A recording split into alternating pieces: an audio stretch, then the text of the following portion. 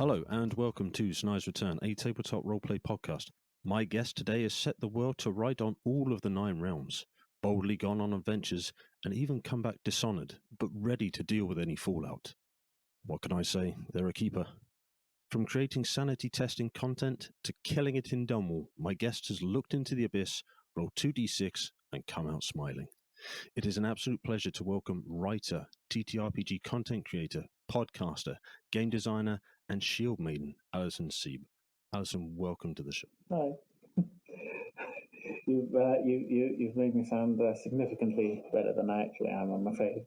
Hi. Oh, well, we will get into things that I have alluded to there in the introduction in a little bit, but Alison, how did you get into tabletop role-playing games, please? I have been gaming since I was 12, which puts that at about 30 years now. Oh my god, 30 years.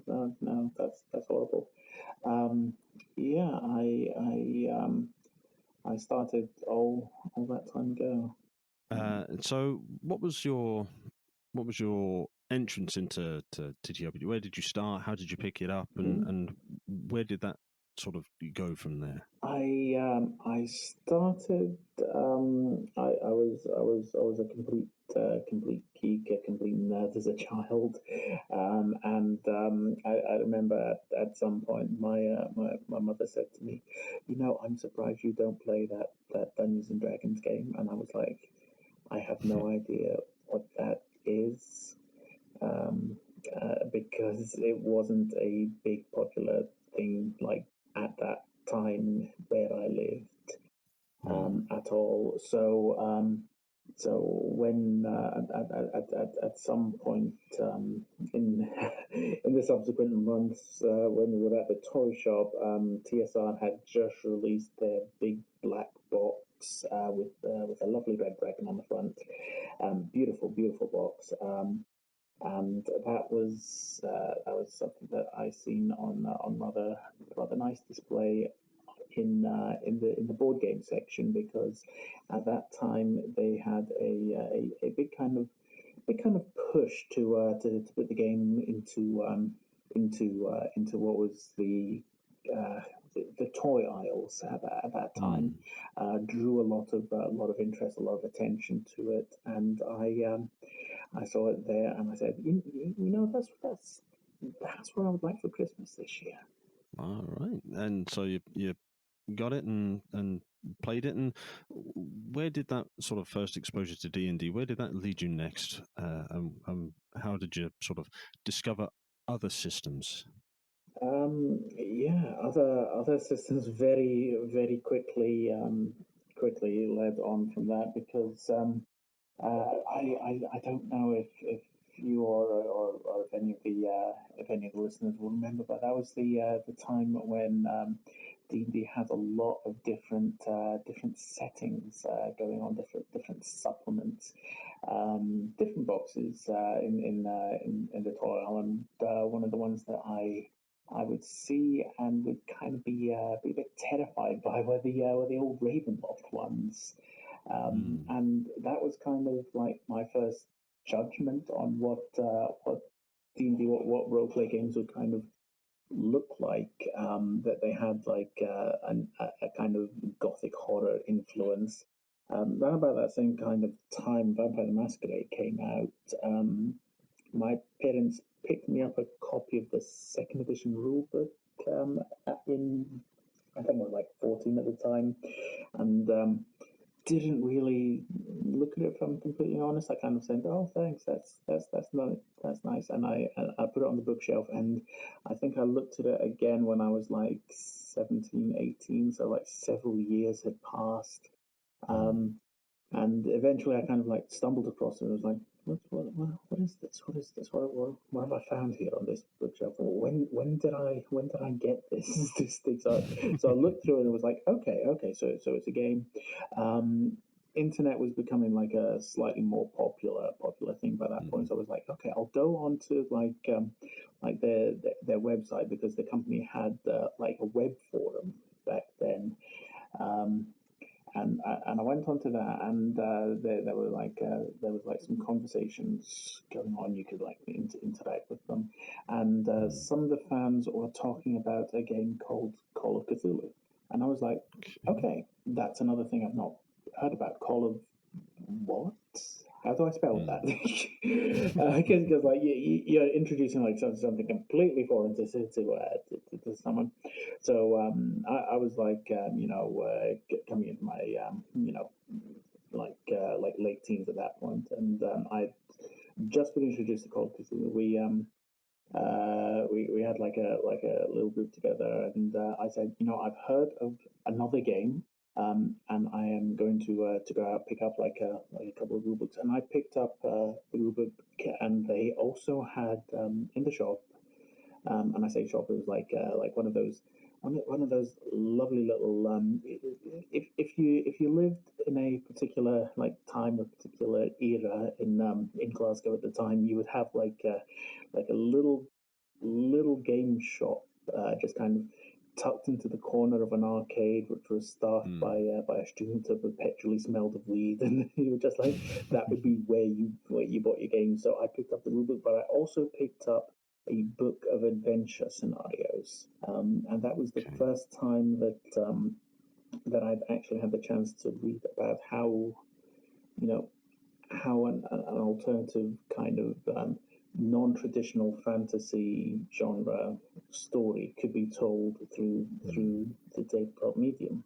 And I think it was at that point that I genuinely moved from being interested in the hobby to just really falling in love with it, because that was kind of the point when I learned that you could tell so many different types of stories just together with a group in this way through various different tones, styles, genres, using mechanics to enhance the gameplay experience.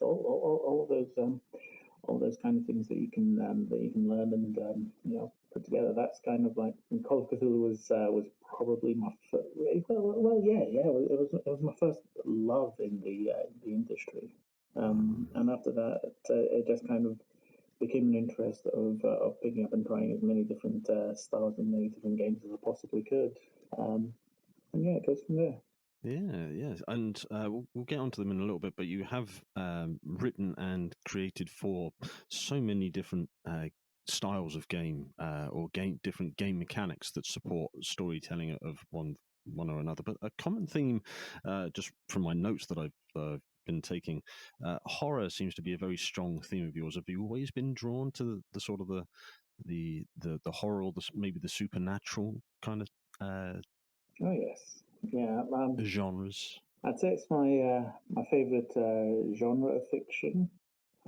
It's very much a quintessential introspective type of storytelling. Your characters are often struggling to overcome existential threats, which reflect their deeper internal concepts.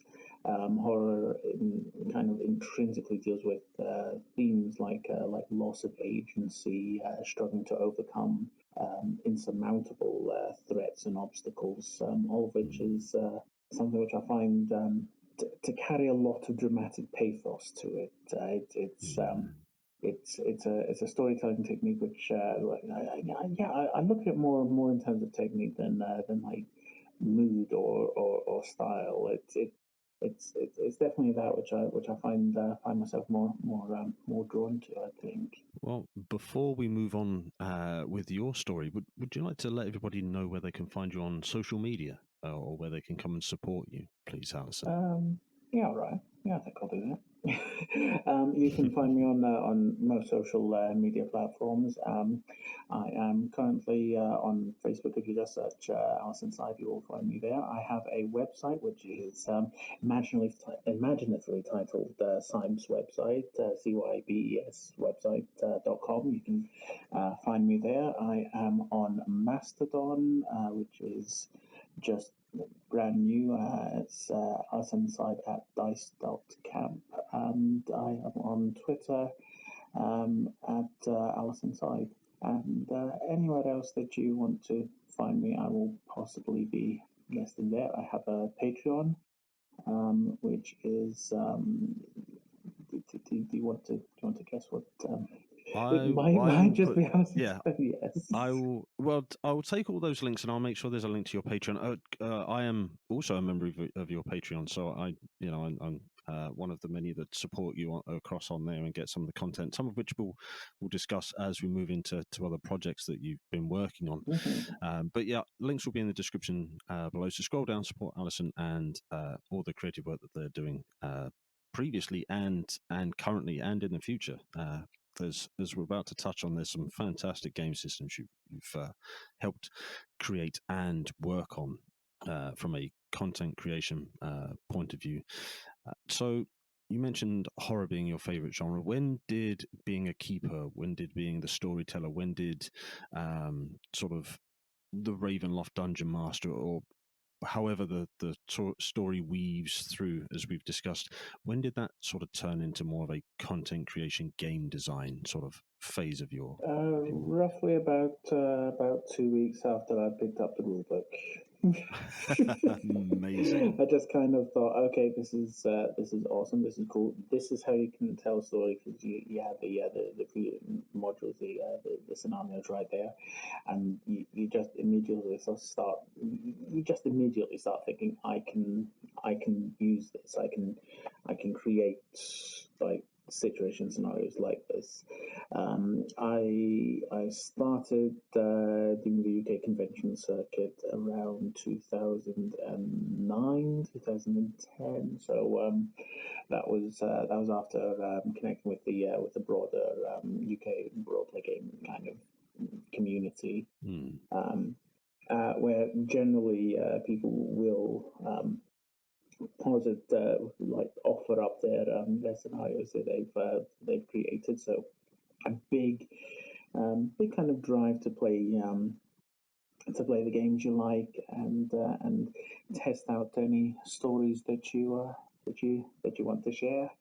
I've played so many really fun Call of Cthulhu adventures through the convention kind of scene, and just being able to offer them up is a massive source of enjoyment.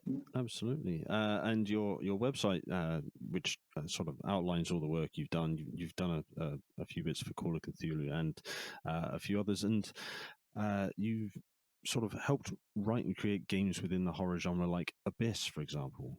What's it like to create and help write and bring to life a game within the genre you enjoy? Abyss was a lot of fun to write for. I wrote the setting for that, the world's history, the type of different factions that you can join or represent. So all of your characters' alliances. It is a lot of fun to bring that, and I've one of the techniques that I tend to employ, and it's something that I find a lot of enjoyment in, is to kind of try.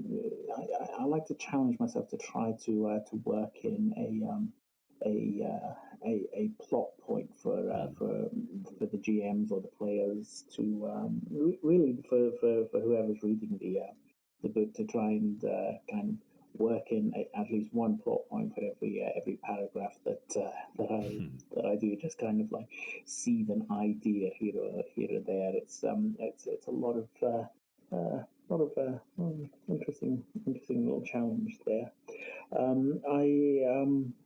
I definitely found creating the world of Abyss to be a different kind of ballpark than what I was doing before, because previously I was focusing very much on writing adventures, and I think that's kind of where my heart kind of lies at the moment. I mean, at the moment, as we're recording this, likely by the time the audience listen to this, but I'm currently working on a D&D piece for the DM's Guild, which I'm thoroughly in the middle of at the moment, and desperately enjoying. That comes with a pre-made world, obviously beyond the DM's guild and so on. Yeah. But the creation of different worlds, histories, factions, and so on is something which when you're working freelance in the industry, you don't tend to have a lot of sway over, a lot of control. You're very much working in a ballpark of the company that you're writing. So just being given the chance to create something which impacts directly onto the game that people will be playing is a significant kind of honor to be able to do. And that was a chance that was given from Rafty at Sanguine. So big ups for Sanguine. They're a wonderful company. Done a lot of really neat games, and I am very pleased with the product that we put together with the world of Abyss, and would recommend anyone who likes supernatural action horror to check it out and give it a shot. Yeah, absolutely. I have it as a PDF up on my screen at the moment for reference, just as, again, one of the people that have really sort of engaged with your work and enjoy the stuff you put out. You mentioned working... It's all right. But thank you for making it, to be fair. So... you mentioned working within the constraints of other people. You've worked on some fantastic IPs: Fallout, Dishonored, Star Trek Adventures, Starfinder, Stargate. You've had a hand in some of the biggest sort of well-known properties. You've mentioned Star Trek Adventures. I have done a lot this year on Star Trek Adventures, probably more so than any other game that I've worked on in 2022. Wow! And so the sheer amount of work that I have done, which I'm under NDA for, so cannot tell anyone about. But there is a lot of really fun things that I've been able to work on for Star Trek Adventures, and I am really looking forward for how people will enjoy it in 2023 and beyond. So I'm really hyped for that. Yeah. So what is it about the Star Trek universe, that universe being an odd term to talk about Star Trek, but the whole IP, what is it about that really draws you back in, other than the fact it's, I'm guessing, paid work opportunities? But what about Star Trek that keeps bringing you back? Star Trek's probably my favorite science fiction universe in all ever. Really, to be fair, yeah. What is there not to love about Star Trek? I've always enjoyed it. I was of the generation who when I was young, Next Generation would show on TV, and in the UK it was on 6 o'clock on Wednesdays. Like how big of an impact is that, if you can remember the exact time slot on that the show would be airing on? Seriously. As a teenager, I watched basically all of it. Pretty much demolished my way through Deep Space Nine. Yes, I thoroughly got into the mid '90s Trek boom, as it were, the time when they had. I think at its height, 3 series is running at the same time. Which, when you think about that right now, as we're recording this, at this point we have 5. It's kind of amazing. Like right now in 2022, we have more Star Trek shows being produced simultaneously than there has ever been. That in itself is amazing. Yeah. Yeah, I don't know. Have you seen my Starfleet uniform? Say again. Have you seen my Starfleet uniform? I have not seen your stuff. I'll find a photo of it. It's a hoodie in like next gen captain's colors. It's incredibly embarrassing. Thing is, if it comes with like a little badge. If I don't wear the badge, I can just about pass it for like for just like passing for day wear. Because it's got like a hood that can flap. Yeah, I know. Every trans person has like a hoodie. They like it's like a dysphoria hoodies. You know, whatever. It's what keeps you happy, and it's I'm a fan of Star Trek, although I've fallen away for it. And just slightly cycling back on topic, if you are interested in Star Trek Adventures, you can pick it up by Modiphius and find Alison's work and forthcoming work currently through Modiphius and the 2D20 system, which is a fantastic role-playing game system. Yes, please do. Modiphius are a lovely, lovely company. They're actually one of the nicest companies I've ever written for. Thoroughly enjoyed writing for them. They actually were nice enough to let me write a chapter on safety mechanics for the Fallout roleplay game, which was so cool, so lovely. And big props for any company that puts your safety mechanics in the core rulebook. That is absolutely basically integral. Please, more companies do that if you don't already do that. So yeah, no, it's great to see that being introduced. Which so we'll go on to sort of inclusion and the growth of the TTRPG community. But you've worked on very, I won't say targeted. That's the wrong. But say Queers for Son of Oak is very much centered on inclusion. You worked on Queers. There was the thing for Galarian within Pathfinder as well. Oh yes. So how has in your eyes how has the TTRPG community grown? Is it more accepting? Are we moving in the right direction? We've mentioned safety tools, and that's for safety at the table, but we want everyone to feel included and safe at the table. Where does the TTRPG community stand in your eyes? We have made progress. We have made a few steps in the right direction. There is a long way still to go. Okay, and where do you feel that we as podcasters, because you're a podcaster yourself, content creators, writers, editors, anyone that's involved in the community, where do you think that we can help sort of really sort of keep moving this forward, making it inclusive, making it as it should be for everybody? Well, first of all, let's not pretend that any of the like attempts at podcasting I've ever done have been anywhere near as successful or as respectable as yourself. Let's be fair on that.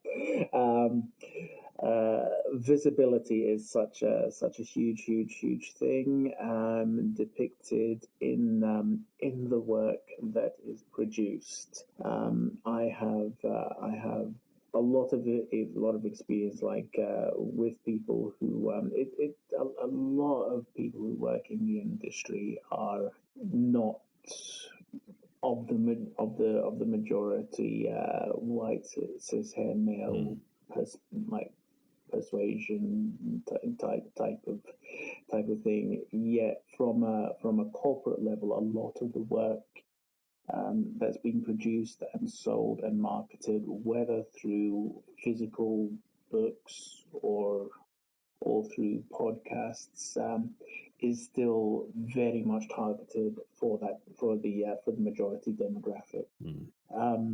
We don't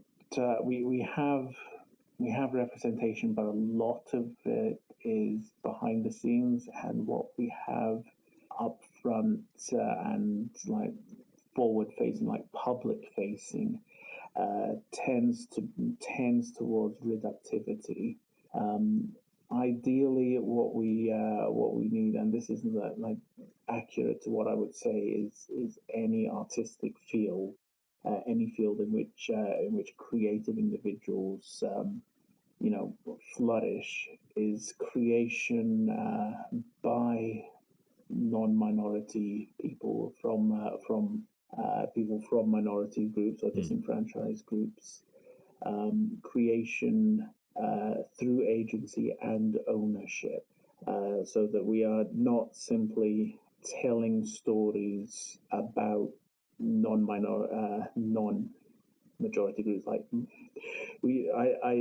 I don't feel that roleplay games work well if it's simply, for instance, queer writers writing queer characters and selling it in a non-queer narrative format.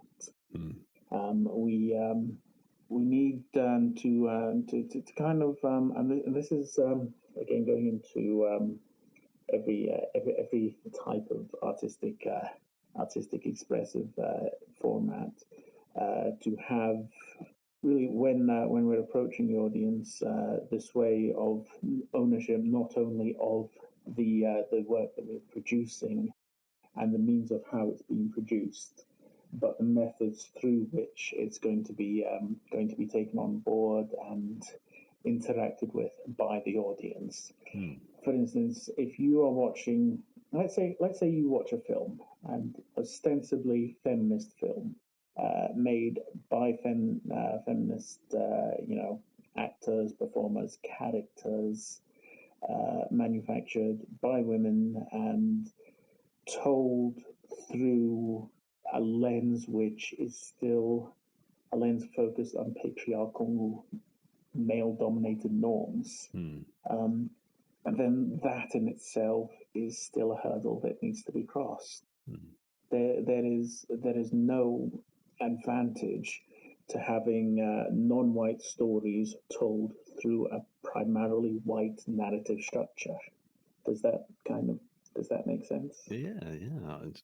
I definitely see where you're coming, and somewhere where you are sort of helping to being inclusive and promote and support is on your Twitter and on your Discord server and through your Patreon as well. So I do have a Discord server, which I'm also a part of, so I know yes, it exists. If people like, do join my Discord server. Links are probably going to be down in the wherever you put them. Yes, they will be down below this.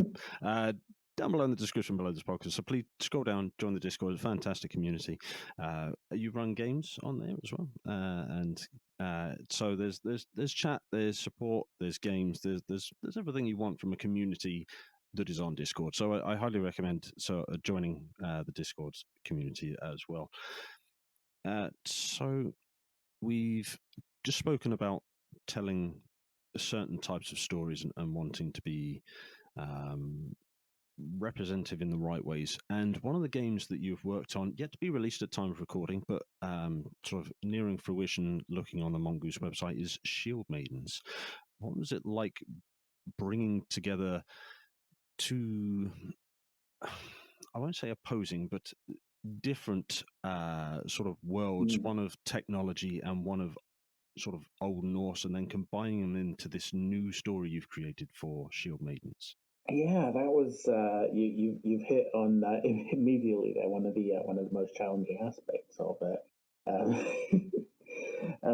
We knew straight off the bat when working on Shield Maidens that we couldn't just take Old Norse mythology and kind of retell it through hypertech lenses.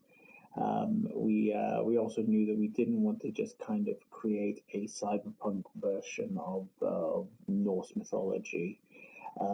We tried to really shoot for a fusion of the two, taking as much from cyberpunk ideals and genre archetypes, the socio-political ideas that formed the cyberpunk genre initially, and gave rise to its kind of transhumanist ideological perspectives, and kind of fuse those ideas into the framework of of what the traditional Nordic belief system would be. We kind of like looked at the Nordic pantheons and thought, how would the ideals that were being put forward by the likes of William Gibson in Neuromancer or Orange Snow Crash kind of influence how the Nordic settlers and farmers and so on would have viewed the pantheon, and that in itself kind of it's tricky to do because it's tricky to work with any system or setting that views real world pantheons or deities as characters, because you really have to walk a very fine line there. Just remembering that one person's like myths or legends or like royalty-free characters like Gilgamesh or anything like that are another culture's like intrinsic core belief system and foundations for their culture. You don't want to get to a point where that's just kind of diminished as part of fiction.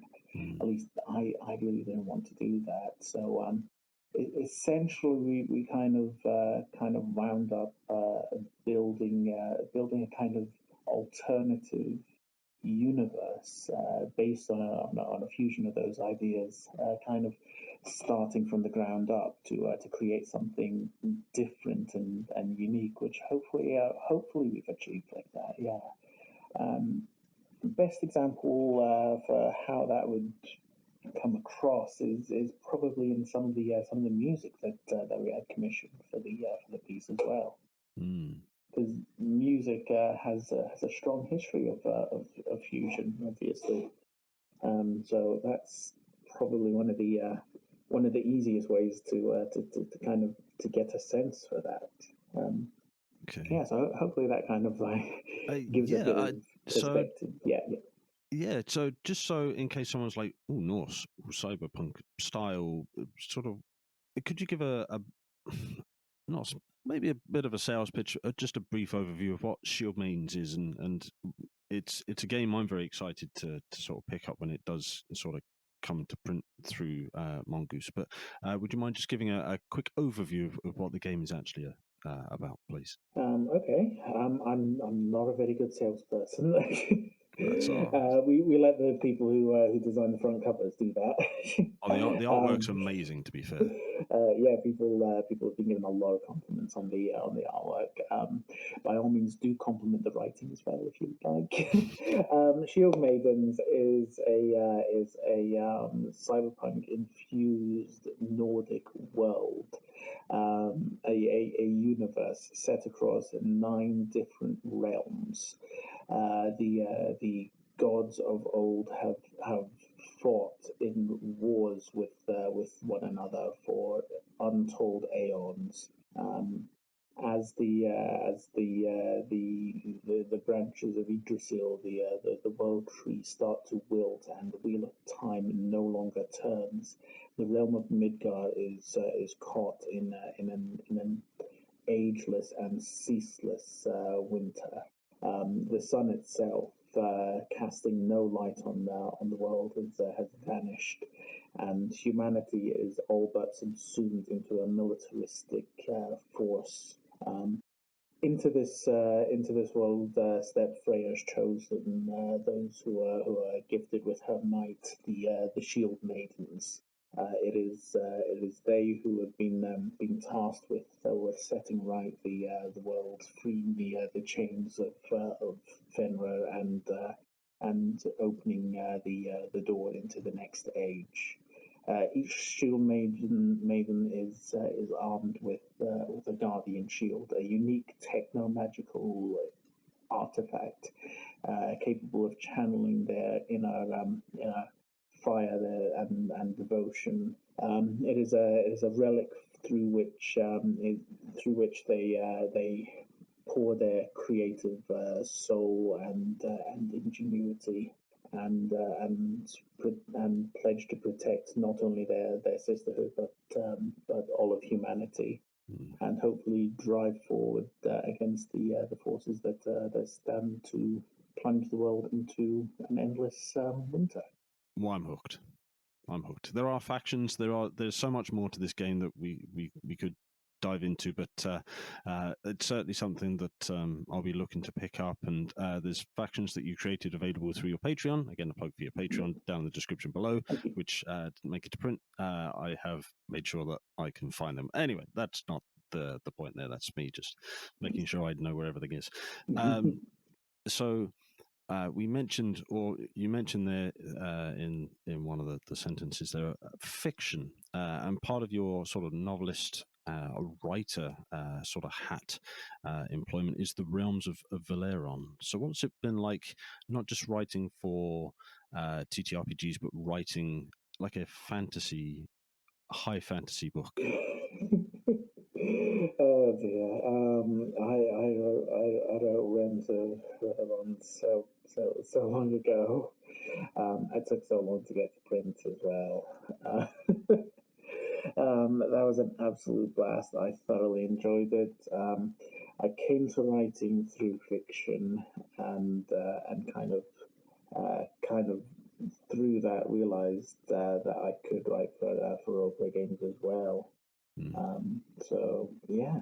Realms of Valeron is probably one of my favorites. Well, it's my newest book, which is out now, available from Dreamspire Press. It is a comedy fantasy piece set within a digital fantasy world. Characters. I think the modern genre for it would be lit RPG. I'm not certain. Characters are very self-aware.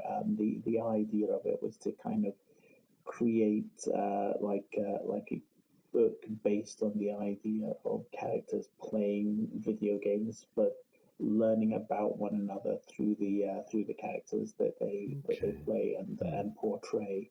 I kind of wanted to draw parallels with it to tabletop roleplay games, because people do form friendships by playing TTRPGs a lot. It's basically what we do. We're social creatures. So I wanted to kind of to explore how that comes across in fiction, which is why if you pick up a print copy of Realms of Valeron, you will also get a bunch of 5e character sheets for all the characters as well. I kind of put that into the books itself. We are currently working on an audiobook version of it as well. Literally today, like 15 minutes before we started recording the interview, we were working on that. And that one is coming along. I have a very good friend who's a fantastic narrator who's been doing this incredible performance for the characters. He just brings every character to life in the performance. It is primarily a comedy fantasy book. I drew a lot of influences from authors that I respected and enjoyed throughout my life. Authors like Terry Pratchett, and just kind of had the drive to make it, and it took ages to find a publisher that really wanted to get it out there, and I'm so pleased that we've been able to. No, excellent. So between the writing, the TTRPG content creation, the Patreon uploads, the podcasting, and various other things, do you get sort of downtime? To get time for yourself to relax and do things away from the space, or is this the space? No. Okay, no. Fair enough. I like to ask. I'm never off. I'm always on. No, seriously. writing doesn't take as much time as I would like. I may literally set myself like a target of 1,000 words a day. That's like maybe an hour and a half. At most. It gives me plenty of time to just kind of chill, relax, and have a nice life as well. As outside of that, I do a lot of other things. I try and keep up with films and TV shows. Probably not as much like people's posts on social media saying I've been watching such and such TV show, and I cannot imagine getting enough like. If I find myself watching a TV show for like half an hour, I just kind of start thinking, what else could I be doing with my time? And I could be doing something else. I could be doing something more productive. Anything like that. What else I do? I build Gundams. If you go to my Twitter, you'll probably find like photos of every new Gundam model kit that I build. That's incredibly relaxing. I go into that during lockdown. Okay. That was my lockdown hobby, and now it's just become a perpetual, like never-ending, like constant hobby. I say hobby, like obsession that devours every moment of my living life forever. I wound up having to buy more bookshelves in order to facilitate that. That's not a good sign. But we buy new bookshelves to just kind of fit in every book that we buy, so that's obviously not a good sign. If nothing else, you can always be sure that my house has plenty of bookshelves. No, it's fine. It's fine. So, always on is what you've said. So, with respect to being, I didn't mean that literally. no, yeah.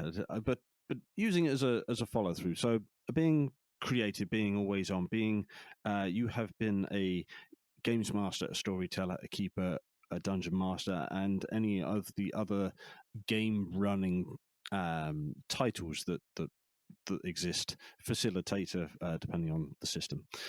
Do you have any advice for those who are stepping into that role, who maybe think this game is amazing? One of the supplements that you've worked on or released, Abyss, for example, but there are any number of great games out there. Picked it up and think now I want to play this, but where do I start? What do you have any advice for new game runners? Yeah, don't sweat it. Literally, that's the best thing. We're kind of like as a hobby level, we do have like I would say culturally as a hobby, we have a lot of people who come to the idea of like running a game with a sense of anxiety. And that's kind of perpetuated industrially. There is the idea that the person running the game, the GM or something like whichever term you want to employ to kind of facilitate the person who plays that role, has an exceptional amount of burden that they need to lift. They're the ones who do the work while everyone else plays, and I think that's not something which is necessarily accurate, and I don't think it's fair for a lot of new GMs. It's something that's very, very off-putting. The most useful piece of advice I can ever think of for anyone who's just like wanting to start GMing is don't stress it. You are there to have fun. You are there to play as well. This is a game. The way you play it is slightly different from everyone else who's sitting around the table. You do not have to be an actor, a storyteller. You do not have to mediate. Just feel what is right. You don't have to enter into everything with a plan. 90% of it is just winging it. Don't stress it. Don't worry. Go with what feels right. If you get a sense that at any point that it could be better, or if any of the players say that could probably be better, work with them. They're there to have fun. You're there to have fun. Just remember that storytelling is collaborative, and I think in terms of industrially and within the hobby, those who work creatively could do a better job of putting that information across. There needs to be more effort to kind of break down the barrier between players and GMs. I don't even like that barrier, or the idea of there being a barrier. It's like a lot of that kind of stems from the idea that the GM is the person who sits at the head of the table behind the screen and controls everything. I've never liked that. Whenever I GM, I don't have a screen. I think that divides me from the rest of the table, so I don't have one. I sit kind of in the middle of the table, so that partly so I can hear everyone else, but also so that I've got everyone around me. I'm not divided from them. It's play it like a round table experience. If you're not sure how to do that, pick up a copy of Fiasco, play a few rounds of that. You get a really good sense, because in Fiasco, everyone's a player. You all play. That's what you all do.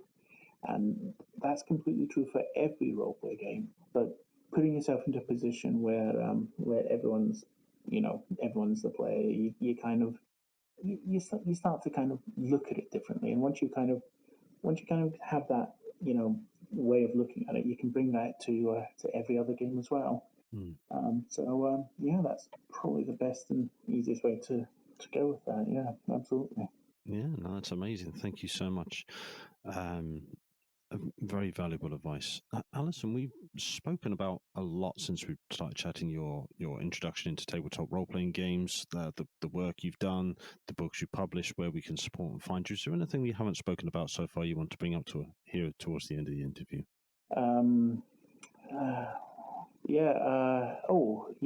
Stevie Nicks is the best musician of all time. Strong. I can't think of anything else. That's all right. It doesn't have to be profound or deep. It was just in case there was anything that you had coming up you wanted to mention, anything I'd failed to bring up that you wanted to bring up here at the end. I can't think of anything. I've mentioned that there's a lot of new Star Trek Adventure pieces coming out in 2013. No, 2013. Oh my god. In 2023, we will be looking out for those. We've gone back in time on Star Trek before. It's had mixed results. We will stick with the here and now for now. 2013, yes. So 2013 and even 2023, 2024 as well. Yeah, keep an eye open for those. We have a new, I say we, some of the people in my Discord are helping me to put together a new series of D&D adventure scenarios. They will be coming to DM's Guild fairly soon-ish when they're done. Don't ask me for when. It'll be like when it's done, it's done. We know. The series is called Justice in Neverwinter. It is a collection of, will be a collection of scenarios focused around exploring themes of societal justice and social equality, progressive issues through the lens of tabletop roleplay games and D&D in particular. We will throughout the series cover a lot of issues: queer rights, police, militarization. Those are like the two that are up next. The first one is a piece which I'm tentatively calling Union Strike. I don't know if I will change that title. I might do. I don't know. We will see. And that one is revolving around formation of trade unions. So keep an eye open for it. It will be Justice in Neverwinter Scenario 1, Union Strikes, in which you will help a group of miners establish a trade union. All right. Well, we will keep our eye out on the DM's Guild and keep an eye on the description below, because once it's live on the DM's Guild, I will add that into the description below this podcast. So, Alison, we've spoken about so much and covered a wide range of topics. I'd love to get you back on once Shield Maidens is released through Mongoose in the early part or quarter one, quarter two of 2023 to discuss that game further, because I'm sure there's a whole hour we could sit and discuss the game through the lore, the mechanics, the art. So there's a lot there. So I'd love to get you back if you'd be willing to come back and join me again in the future. Of course, yeah, absolutely, yeah. If you want to borrow a copy of the book, I've got it in the corner of there. I will fire you my address once this interview is complete. With that, Alison, where can we find you and where can we go to support you online, please? Alison Cybe on Twitter, on Patreon, on Facebook, on Discord, on everything. ALISONCYBE, 1L in Alison, CYBE for surname. I think I have a Ko-fi account as well, but I don't know. And Drive-Through RPG, that's a big one. Drive-Through RPG does give me money on products that I have made. I have, at time of recording, 4 Miskatonic repository scenarios for Call of Cthulhu. I've written a few more for Chaosium, but they're not currently published yet, so hold on for those. The ones for Miskatonic repository, though, I do get royalties directly to me, so by all means pick those up. There are a couple of Starfinder compatible pieces on Starfinder Infinity. Have a look at those.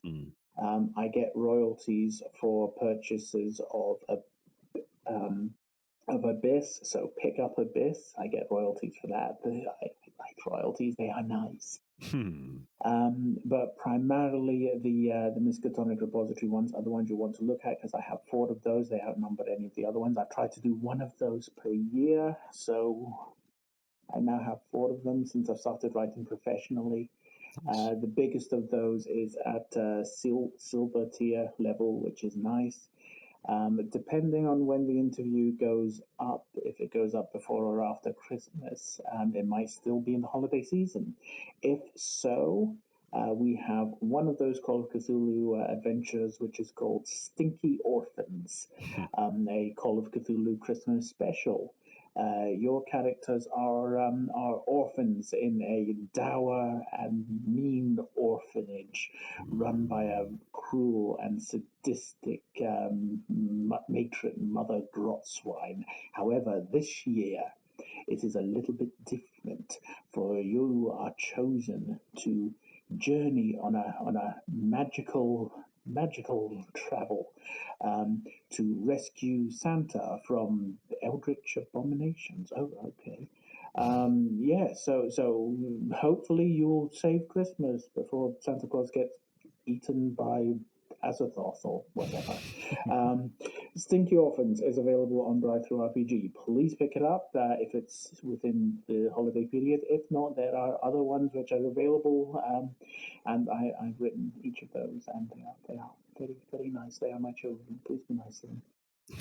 All right. Well, as I say, there will be links to your work in the description below this podcast, as well as where we can go and find you and follow you and support you in the various places and spaces out in the wider world. Alison, it's been such a pleasure to have you. I look forward to getting you back on the show. Thank you so much. Thank you for having me. It's been talkative. I apologize. I've talked to you yourself. I apologize. No need to apologize. Thank you so much. Thank you for listening. If you'd like to learn more about the show, then go to www.snydersreturn.squarespace.com. Alternatively, you can find us over on Twitter @ReturnSnyder. We have a Linktree link in the description of this episode. And if you want to support us, come and join us over on Patreon. And we also have a Discord server. Please leave us a review, because we'd love to learn how to improve the channel and provide better content out for those who are listening. Until we speak again, thank you.